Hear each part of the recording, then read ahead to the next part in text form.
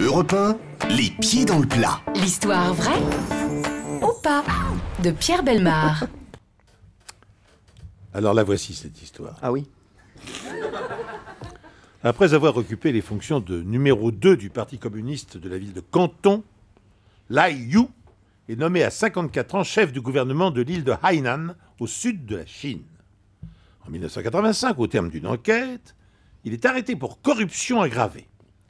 Les faits qui lui sont reprochés défient l'imagination. Selon des dizaines de témoins, l'édile est impliqué dans un trafic qui porte sur plus de 99 000 véhicules, 3 millions de téléviseurs, des dizaines de milliers de motos et de magnétoscopes introduits frauduleusement en Chine à son seul profit.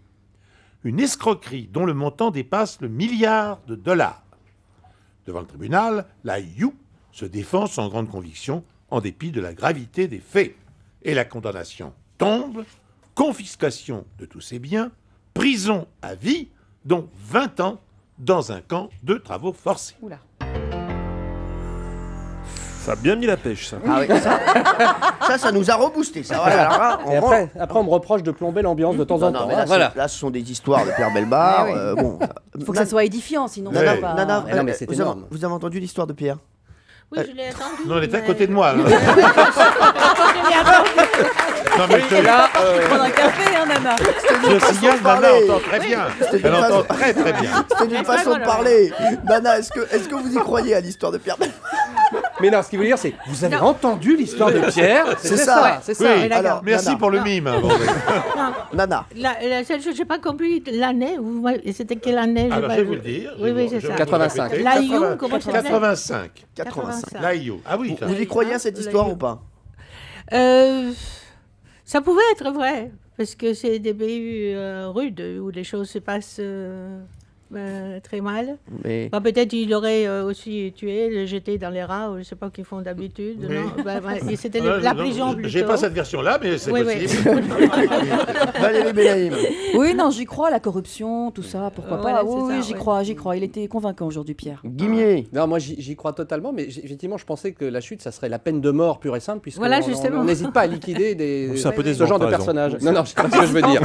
Oui, si, c'est un peu décevant, c'est vrai. Jean-Luc. connaît. Non, je n'y crois pas. L'anecdote est complètement vraie, je le sais, mais par contre, il ne s'appelait pas Layou, mais Papayou.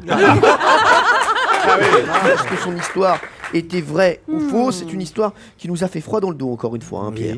Oui. Et elle était faite pour ça. Ah bah très bien, on a froid alors. Alors, je vais vous dire tout de suite, cette histoire est fausse. Attendez. Non pas dans l'escroquerie pratiquée par ce monsieur, mais dans sa condamnation, et vous allez voir ce qui se passe réellement. Devant le tribunal, je vous ai dit tout à l'heure, Lai Yu se défend sans grande conviction. En dépit de la gravité des faits, sait-il déjà qu'en distribuant une partie de sa fortune aux magistrats en charge de le juger, il s'est assuré de leur clémence. En effet, au terme d'un procès bâclé, l'escroc est condamné à payer une amende légère avant d'être nommé, tenez-vous bien, maire adjoint de la ville de Canton. Non.